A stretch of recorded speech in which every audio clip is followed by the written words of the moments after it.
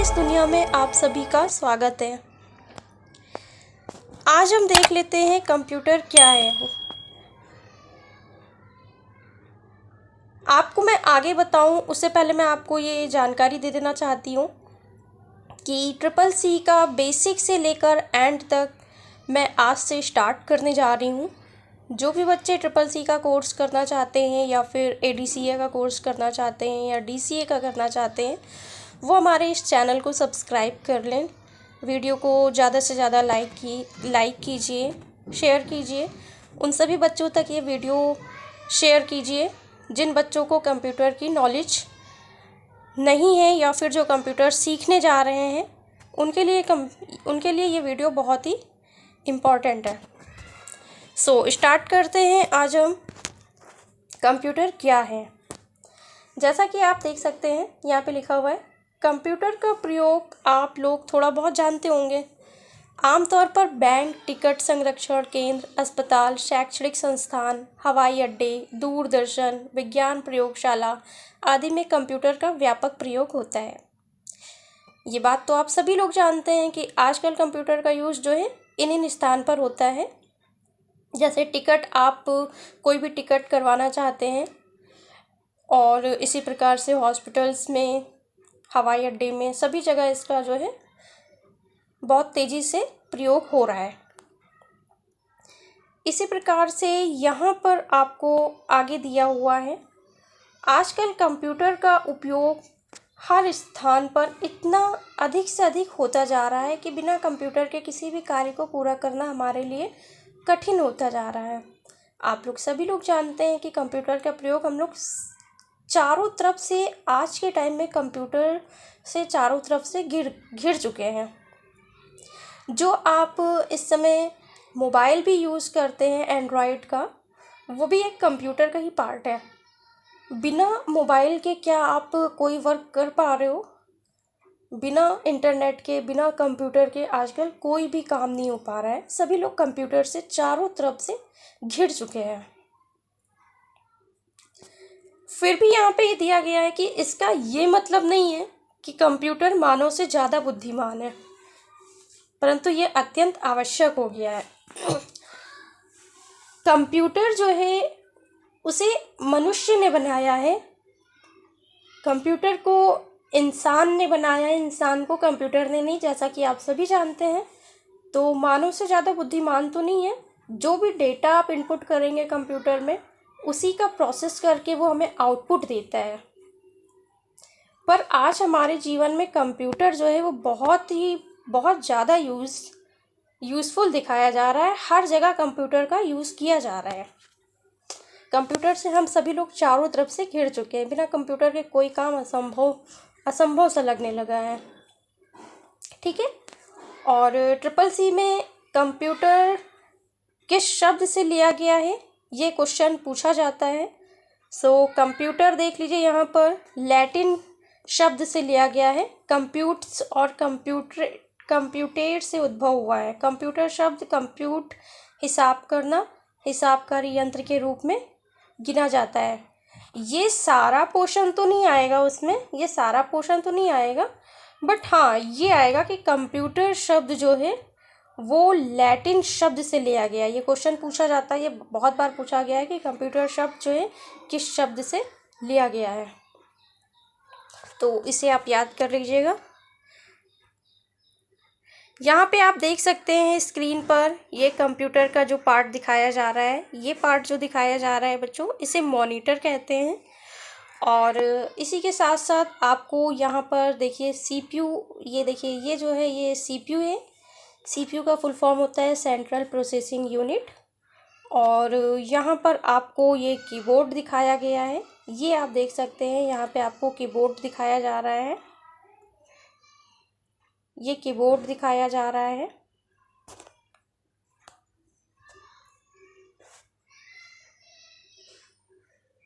Sorry,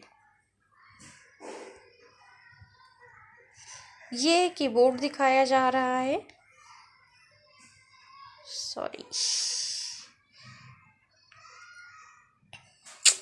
गलती हो गई। ये आपका मॉनिटर है, इसे मॉनिटर कहते हैं। और यहाँ पर आपको दिया गया है सीपीयू जिसे कि सेंट्रल प्रोसेसिंग यूनिट कहते हैं। और ये आपको यहाँ पर दिखाया गया है कीबोर्ड, और यहाँ पर ये आपको माउस दिखाया जा रहा है, और ये यहाँ पे छोटे छोटे से स्पीकर रखे हुए हैं। ठीक है, मॉनिटर का यूज़ जो होता है वो जो भी वर्क आप कंप्यूटर पे कर रहे हो उस डिस्प्ले जो होता है, जो भी शो हो रहा है, वो आपका मॉनिटर का पार्ट है। और सीपीयू, जैसा कि आप सभी जानते हैं कि सीपीयू जो है वो कंप्यूटर का एक मस्तिष्क है। इसके बिना तो कोई भी कार्य हो ही नहीं सकता है, कंप्यूटर आपका स्टार्ट भी नहीं हो सकता है। तो सीपीयू जो है एक सेंट्रल पार्ट है, समझ लीजिए, कंप्यूटर का। माउस का प्रयोग आप सभी जानते हैं, मैंने इससे पहले भी आपको बताया है कि माउस एक डिवाइस है, इनपुट डिवाइस है। इसके द्वारा आप कंप्यूटर को इनपुट देते हैं। और जो है कीबोर्ड भी आप जानते हैं, कीबोर्ड भी जो है वो इनपुट डिवाइस है। ठीक है, चलिए आगे बढ़ते हैं।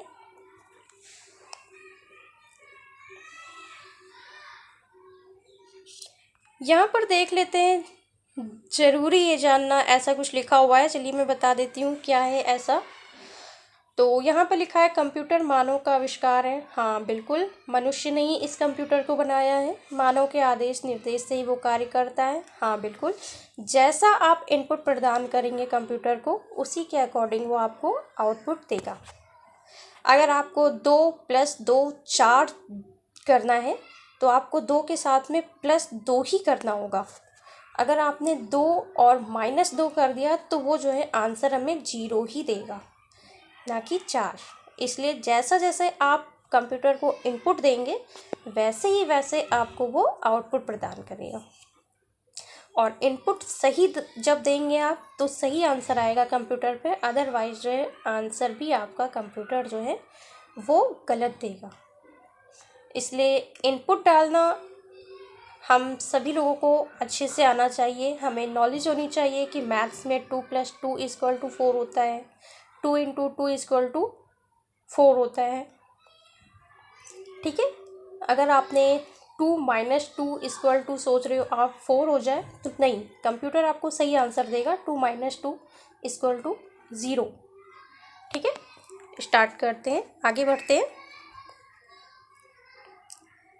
संक्षेप में कंप्यूटर का इलेक्ट्रॉनिक्स यंत्र, वही चीज़ जो मैं आपको बता रही हूँ यहाँ पर, कि संक्षेप में आपको ये दिया गया है कि कंप्यूटर एक क्या है, इलेक्ट्रॉनिक यंत्र है। ठीक है, जो दिए गए तथ्य तथा सूचना के अनुसार विश्लेषण के साथ निर्देशानुसार प्रक्रियाकरण करता है।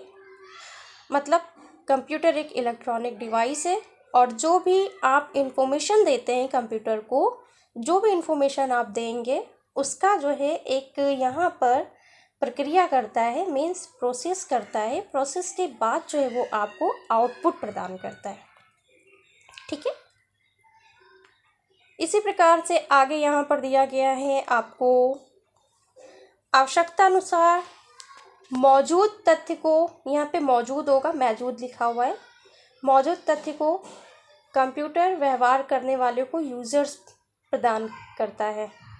बच्चों यहाँ पे इस लाइन का यहाँ पर मतलब है कि कंप्यूटर व्यवहार करने वाले जो होते हैं, जो कंप्यूटर का यूज़ करते हैं, जो उसके तथ्यों का यूज़ करते हैं, वो उसे यूज़र्स प्रदान करता है।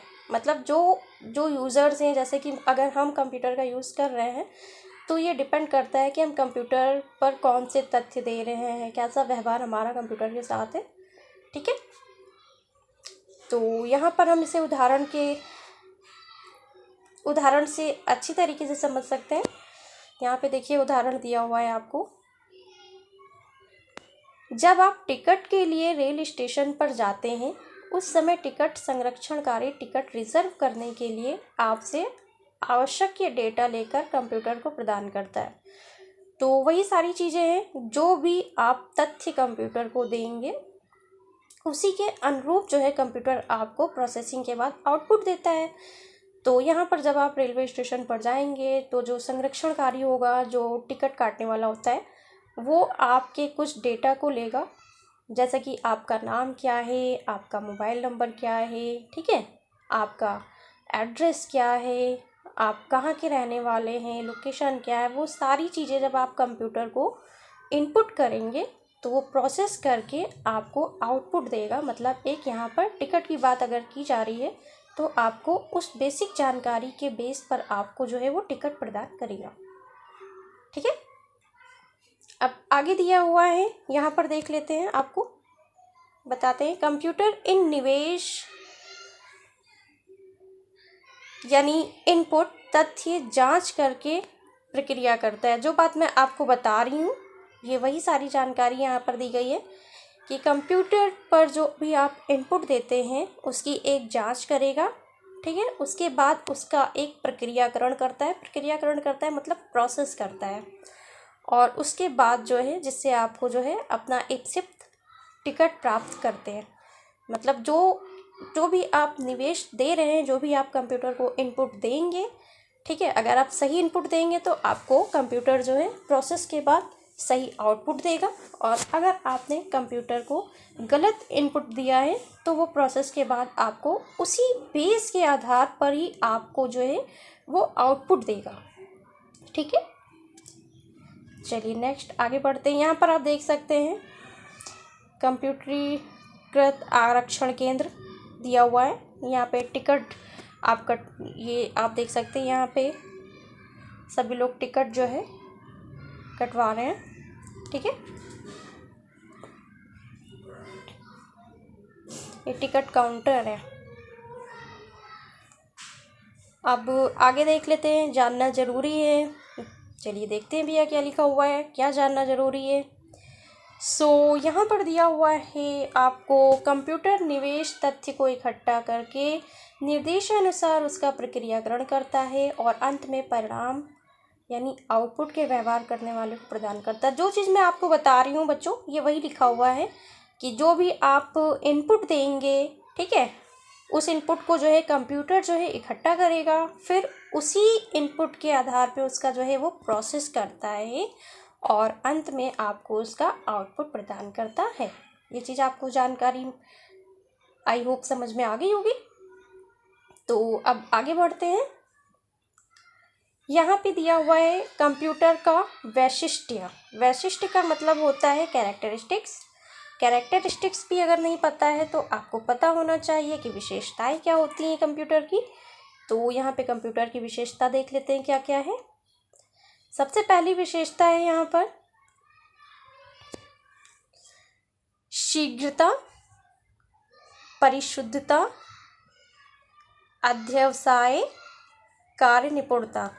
शीघ्रता मतलब स्पीड देखेंगे कंप्यूटर की, एक्यूरेसी देखेंगे मतलब कितना वो शुद्ध वर्क कर रहा है, कितना वो एक्यूरेसी वर्क कर रहा है ये देखेंगे। डिलीजेंस देखेंगे मतलब इसका क्या क्या वर्क होता है। कार्य निपुणता देखेंगे यानी वर्सटैलिटी क्या होती है इसकी, ये देखेंगे। तो आगे इसकी कुछ विशेषताएं हैं, और भी विशेषता दे रखी है। चलिए पांचवी विशेषता यहाँ पे क्या दी हुई है, भंडारण दे रखा है, मीन्स स्टोरेज कैपेसिटीज़ की क्या होती है, रिलायबिलिटी क्या होती है, डिवॉइड ऑफ इंटेलिजेंस क्या होता है, निबोधता और विश्वसनीयता। तो अब हम आगे देख लेते हैं कि आखिर ये स्पीड क्या है, कंप्यूटर में स्पीड क्या है। वैसे तो आप जानते हैं स्पीड का मतलब क्या होता है, कोई भी वर्क तेज़ी से करना, कोई भी वर्क शीघ्रता से करना, वो हमारा स्पीड कहलाता है ना। तो यहाँ पर देखते हैं कंप्यूटर में इसका क्या मीनिंग है।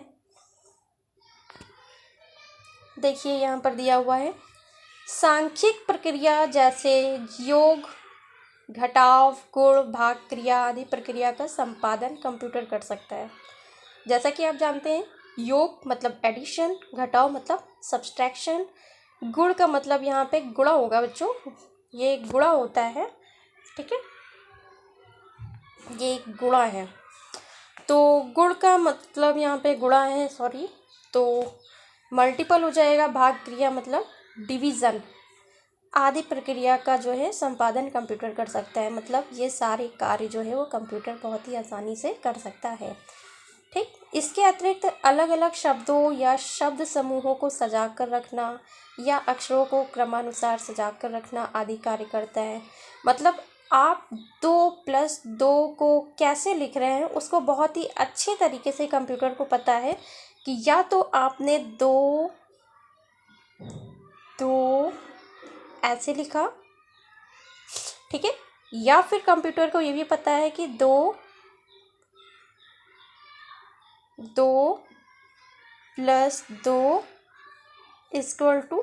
4।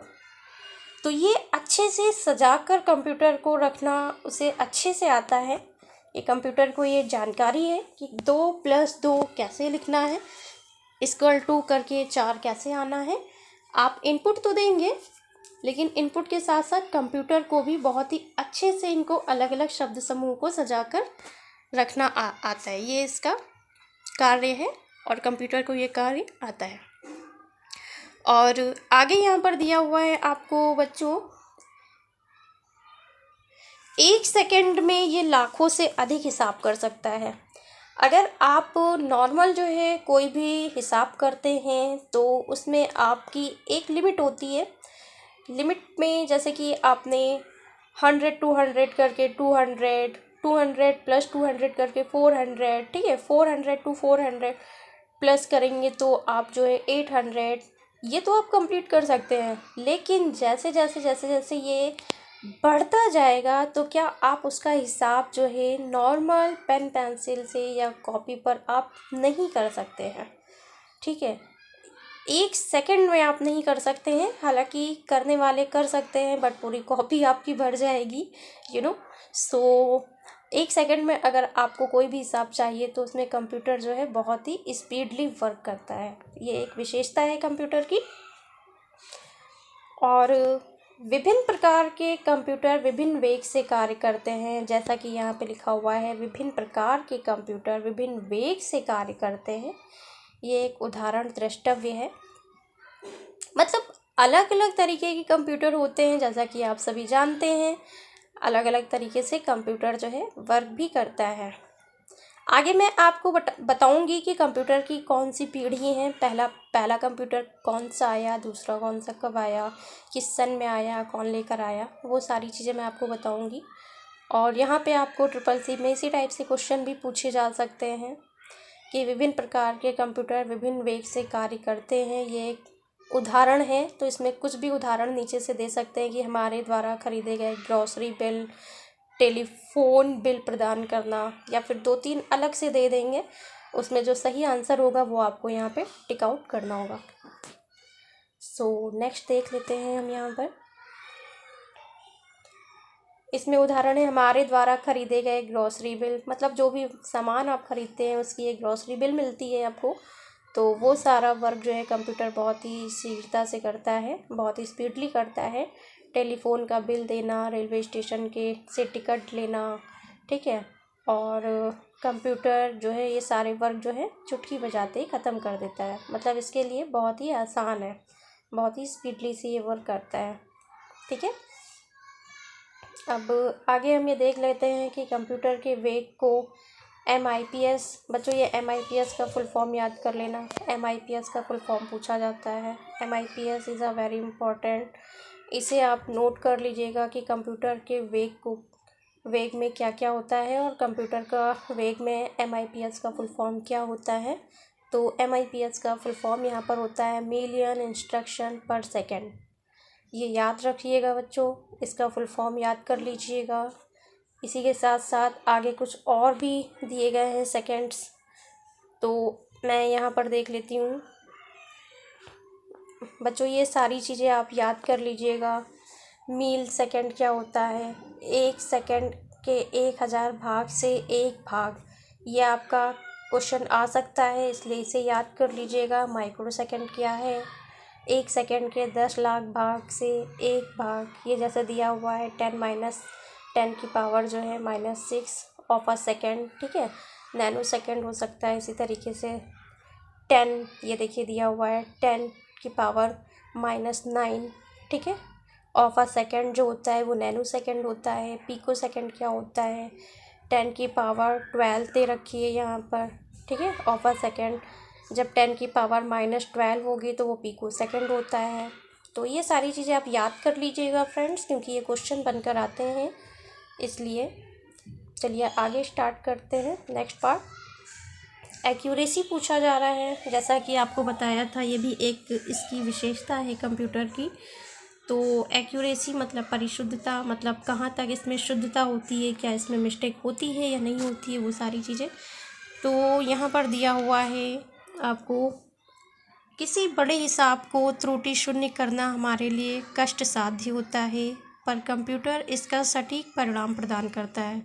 जैसा कि आप जानते हैं, किसी भी बड़े हिसाब को अगर आप कर रहे हैं, मतलब कोई बड़ा जोड़ घटाना गुणा कुछ भी कर रहे हैं आप, तो वो उसमें हम मानव जाति अगर कोई भी इसका यूज़ करते हैं, मीन्स जोड़ घटाना गुणा कुछ भी करते हैं, तो उसमें कहीं ना कहीं त्रुटि हो जाती है, मिस्टेक हो जाती है। बट कंप्यूटर पर अगर आप वही जोड़ घटाना गुणा कुछ भी करते हैं, तो वहाँ पे जो है त्रुटि शून्य रहता है, मतलब जो है वहाँ पर मिस्टेक की संभावना बहुत ही कम रहती है। बहुत ही कम नहीं, ये कहेंगे कि होती ही नहीं है, बस डिपेंड करता है कि आपने कंप्यूटर को इनपुट सही दिया हो। अगर आपने कंप्यूटर को सही इनपुट नहीं दिया है, तो वो उसका प्रोसेस करके आपको गलत डेटा ज़रूर दे सकता है। अदरवाइज़ कंप्यूटर में जो है कोई भी त्रुटि नहीं होती है। कंप्यूटर जो है हमें परिशुद्धता का परिणाम देता है, पर कंप्यूटर इसका सटीक परिणाम प्रदान करता है। वही सारी चीज़ें जो मैं आपको बता रही हूँ। यदि कंप्यूटर को सही दिशा निर्देश तथ्य दिए जाएंगे, तो कंप्यूटर निश्चित रूप से त्रुटि शून्य तथ्य प्रदान करेगा, इसमें परिशुद्धता नहीं रहती है। जो चीज़ मैं बताई हूँ आपको, ये वही लिखा हुआ है, तो ध्यान रखिएगा बच्चों।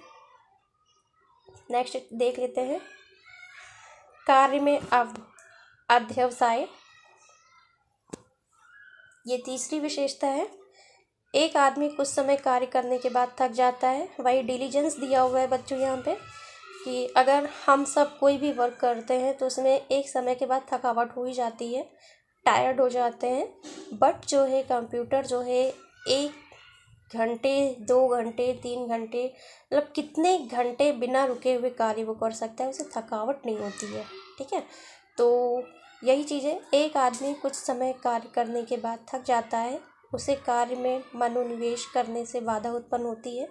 पर कंप्यूटर में घंटों तक कार्य करके भी उसकी क्लांति का बोध नहीं होता। एक ही कार्य को चाहे बराबर ही क्यों ना करना पड़े, कंप्यूटर बिना दुविधा से कार्य करता रहता है।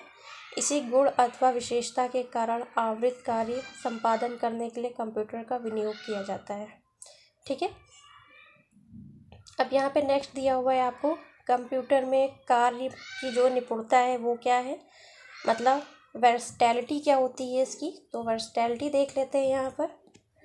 विभिन्न कार्य को करने के लिए कंप्यूटर का उपयोग किया जाता है बच्चों, जैसा कि मैं आपको पहले ऊपर भी बता चुकी हूँ कि कंप्यूटर का प्रयोग हम बिलिंग के लिए और टिकट काउंटर से टिकट प्राप्त करने के लिए, ठीक है, चित्र आंकना, कर्मचारियों की तनख्वाह बिल के रूप में देना, ठीक है, परिचय पत्र प्रस्तुत करना, छात्र छात्राओं से परीक्षा परिणाम मतलब रिजल्ट निकालना, ठीक है, ये सारे कार्य जो है कंप्यूटर की एक पर्सनैलिटी है। ठीक है, ये सभी कार्यों में निपुणता हासिल किए हुए हैं। आप यहाँ पर देख सकते हैं, ऑफिस में सभी लोग कार्य कर रहे हैं। ये देखिए, ये यहाँ पर आपको दिया हुआ है। अब यहाँ पे नेक्स्ट देख लेते हैं इसकी विशेषता क्या है। तो नेक्स्ट विशेषता यहाँ पर हमें गिवन है, आपको बता दूँ, भंडारण क्षमता मतलब स्टोरेज कैपेसिटी कंप्यूटर में कितनी